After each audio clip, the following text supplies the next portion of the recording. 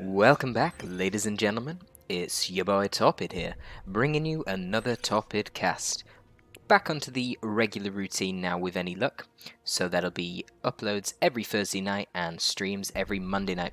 Had a little bit of a hiatus, as I'm sure you guys are well aware.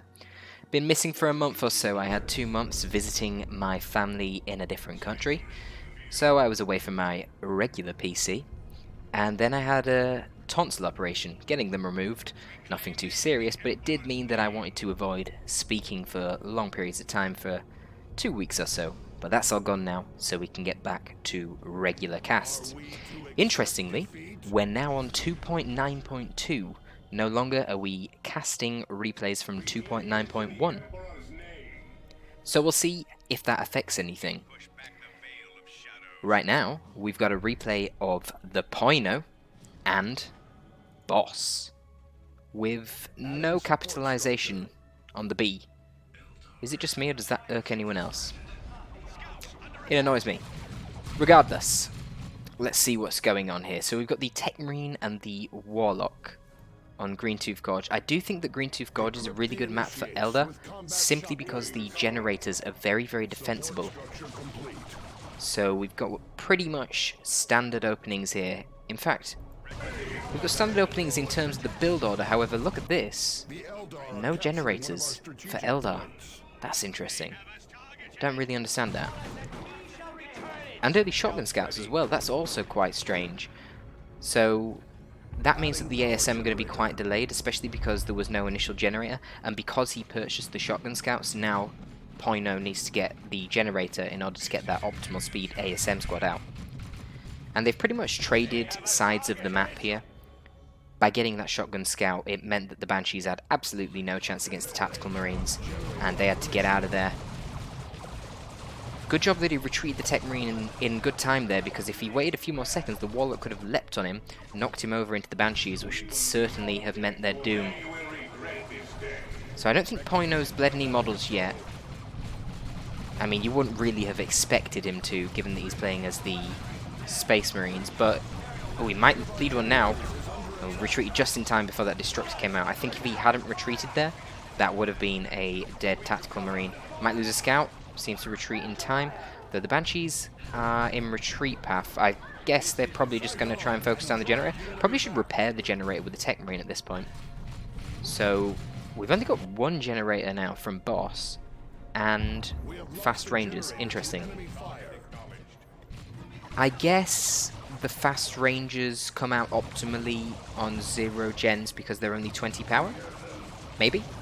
Not sure. Probably is dependent on capturing the contested power points. I don't really agree with that play. I think you really want to get your generators up as soon as possible as Eldar, because your infantry prior to getting their upgrades are really not that good, but they just get so exponentially better when they get that extra 166 HP for the squad and the ability to throw the grenades and the energy shield. Now the ASM are coming out. They have been massively delayed due to the fact that he got the shotgun scouts early on. But because he got the shotgun scouts, he's managed to defend his power, though he has conceded a triple cap on the VPs. But I know that Piano doesn't really concern himself too much about the VPs. He's very much a player that says VPs aren't really important. How often does a game actually end with 0 VPs? Typically people concede before that due to squad losses. So he will often prioritize going for requisition points and power points and capturing them, as he's doing over here with his scouts, before going for VPs. See, me in this case, I go straight down for the VP. I wonder if he'll do that or not. No, he doesn't, see. He goes straight for the requisition. Because, I mean, there's truth in that very few games actually do get to 0 VPs, but the thing is, when you put that VP pressure on, there's a psychological element to it. And that can pressure an opponent and make them make mistakes that they otherwise would not. Yeah, very dubious position here for the ASM. The Banshees are coming in, all from that one angle. This ASM model's probably going to die. He does. Good job he retreated when he did with the ASM. Imagine if the Banshees... Oh wow, that was really unlucky. Losing a Tactical Marine to a Destructor always hurts. But imagine if the Banshees had got in a little bit sooner and they procced a special, knocking over the ASM. It could very well have been another model dead, if not the whole squad. Yeah, that requisition decap's crazy. Like, he's got a double cap against you. I'd be going straight for that VP. just so I had a little bit more time. Especially when you know that the longer this matchup goes on, the more it favours Space Marines. When Space Marines get those high HP regen Terminators and Predator, it's not really too much that the Eldar can do. So I feel like going for the VPs and making sure you can drag out the game for as long as possible is really good. But hey, that's against piano philosophy, so that's not what he's going with. He's actually got pretty decent map control. He managed to get this rec point fully matured and in his control. It's quite hard against Eldar. I'm not sure if I finished my point earlier about the map being very good for Eldar. The reason I think that is because the gen farms are very defensible. And I think... Ooh, nice use of Holofield here. You don't see that too often. Forcing the scouts to come forward with their low HP, potentially bleeding models to the Rangers here. And, crucially, not getting the VP decap. So there's still a triple cap, and those VPs are moving down quick. But Piano just doesn't care, man. He really doesn't care. He just wants to win these fights, bleed the Eldar, and get more resources. Holofield lasts for a while, doesn't it? Back to what I've been trying to say numerous times now. Because it's a very defensible gen farm, it always helps the Eldar. Eldar, as I've said already, are very weak initially when their squads do not have upgrades. But once they get the upgrades, they're very strong. Therefore, generally as Eldar, you want to drop your generators as soon as possible. But it leaves you with a very vulnerable period in which you've dropped a load of gens, but you don't quite have enough power to get all of your upgrades yet. No model losses on the scouts. Yikes. That's pretty lucky. But Greentooth Gorge very much mitigates that because it's such a long distance from the base to the gen farm, and there's typically, you can set up a shuriken here, you're going to block both sides. You're going to block all approaches to the gen farm. If you set up a shuriken here, you can block pretty much all approaches to the gen farm. Very defensible, and therefore very beneficial for Eldar. Look at the massive amount of requisition that Boss has. That is absolutely incredible. 800 requisition in tier 1 he had. Let's have a look at the experience that Piano's got on his units. Not really a significant amount of experience on anything other than the tactical marines, and the reason I look at that is because I believe it's the best way to indicate how much bleed that Boss has actually incurred. I guess it's not been too much because his requisition is absolutely fantastic. I do wonder though, could he not have invested that requisition and power far earlier? And then he would be getting to tier 2 in good time. It's actually very rare that the Space Marines manage to get to tier 2 before the Eldar. That's very interesting. These scouts do not seem to want to lose models. I think it'd be very useful to get the elite training on them since, it's they still don't lose a model even after being destructed and shot by the pulse rifles I think the Rangers use. But yeah, as you can see, if they had elite training, they wouldn't have needed to retreat there. They could have just infiltrated and ran away, procced that regen, and stayed on the field. But I guess he's... Wait, what? I was going to say he's rushing a vehicle, but, he is. He's rushing a whirlwind. I'm not sure how useful that is. He mustn't realise how far ahead he is in tech, I guess. We shall make it so. Because in this case, a Razorback would be amazing. Boss really needs to capture these contested power points, I feel. He's got such imbalance in his economy. Capture these points and node them as soon as possible. Go for a 4th gen.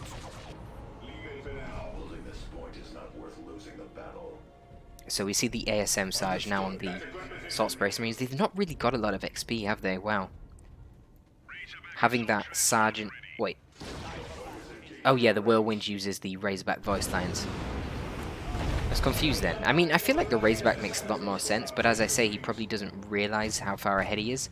Boss realises how far behind he is, though. He's actually going for the Guardian weapon team, which presumably is going to be instantly turned into a Bright Lance. If he wanted to be able to control the ASM better, I imagine he'd probably have gone Dark Reapers. Sternguard are on the way.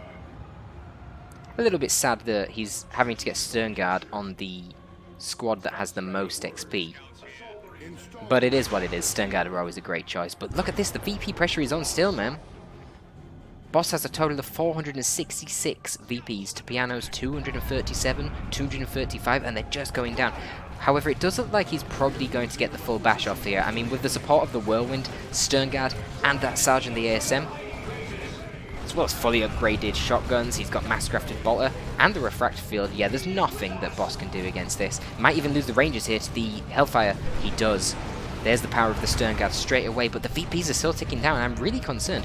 I imagine Piano is probably just going to... What is the Bright Lance doing? Oh, it's been disrupted by the Whirlwind. Power of the Whirlwind right there, guys. I imagine that Piano is going to go for the... Oh, wow. I was going to say go for the bash and then just stick out in the middle and try and win on the VPs then. He's not. He's going completely all in. He's actually capturing Boss's power and turreting it. Wow. This is quite extreme. And Boss will have none of that. He is aware that he can't really fight that army at the moment. They're just so fully upgraded and blobbing up completely. So he's just going to trade the powers. You want to steal my power? Fine, I'll steal yours. Or maybe just bash it. To be honest, he probably ought to steal it at this point. He has no power himself. I'm not sure what Piano would want to get next, though, to be honest.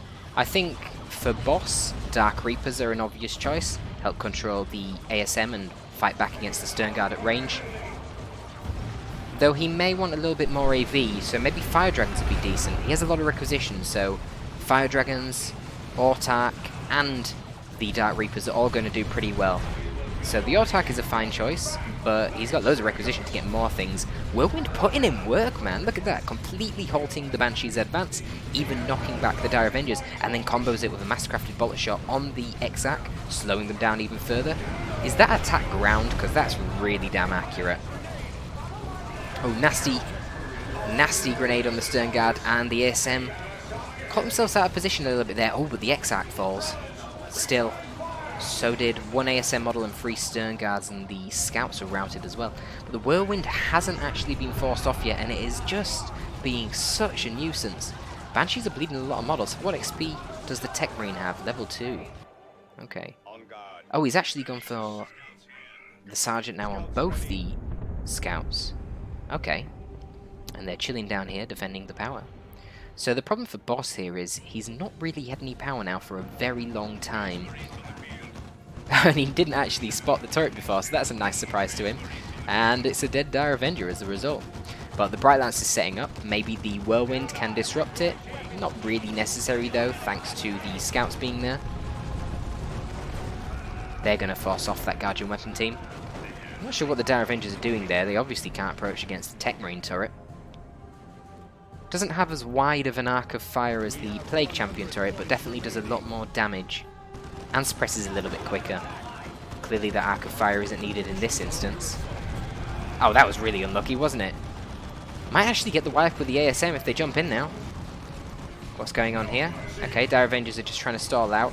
I mean, Boss obviously at this point is going for a VP win. With the Autark playing as the Warlock, being able to drop down webway gates as well, it should be quite easy really to seal out these last 100 or so VPs.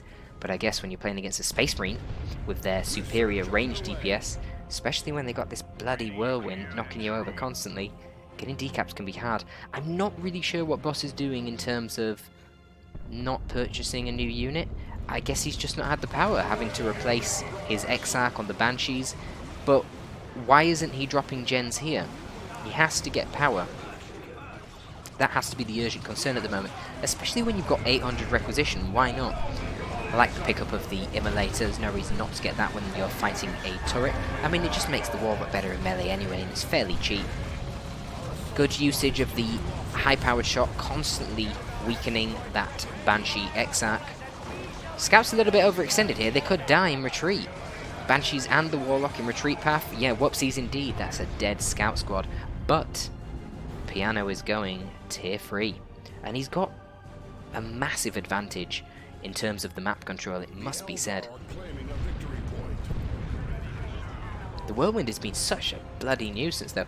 It can probably just drive past the Bright Lance at this point, but it doesn't. It stays stationary and that's it, probably dead. Wow, it actually, that was kind of lucky. I personally would not have trusted the accuracy of the Whirlwind there, but it looks like it's going to go down anyway. And the Banshees are finally going to get on that turret, but the problem for Boss now is that he's up against that tier 3 Space Marine that I mentioned earlier. And how do you kill Terminators, especially the ranged variant? or the Hammonators with the Storm Shield and Thunder Hammer when you're Eldar, because they've got such high HP regen. It's generally impossible to hold out against them in any sort of sustained battle. Especially when they're supported by Sternguard and ASM. It's going to be difficult. I think Dark Reapers are the obvious choice. But maybe he doesn't even have to win against them. They're not coming out for a while. Piano doesn't quite have enough requisition for them yet. And look at the VPs, man. Piano's still dropping VPs. Constantly dropping VPs. I think he needs to sort of bunker down in the middle, maybe drop down a beacon after getting the Terminators. And then with the HP regen of the Terminators that they have naturally, as well as the ability to constantly retreat the rest of your units back to that beacon, it's going to be very hard for him to force off. It's going to be very hard for Boss to force off Piano's army.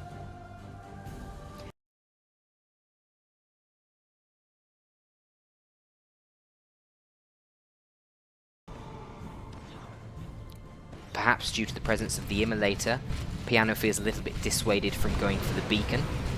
We shall have to see. We do now see the ranged Terminator squad. Maybe a nice Merciless strike. Yes, get that Merciless, and look at that massive ranged DPS. The Exarch falling on the Banshee squad due to the high-powered shot hitting her and weakening her quite significantly. But yeah, nothing's going to be able to stand up to this. This is just way too much ranged DPS. Wow, the fact the ASM go down, probably going to have to replace them with Vanguard, maybe. Probably not, actually. Just go for a Predator. At this point, Boss actually has plus 89 power income due to the fact that he now has 2 full gen farms. This is quite the crazy game.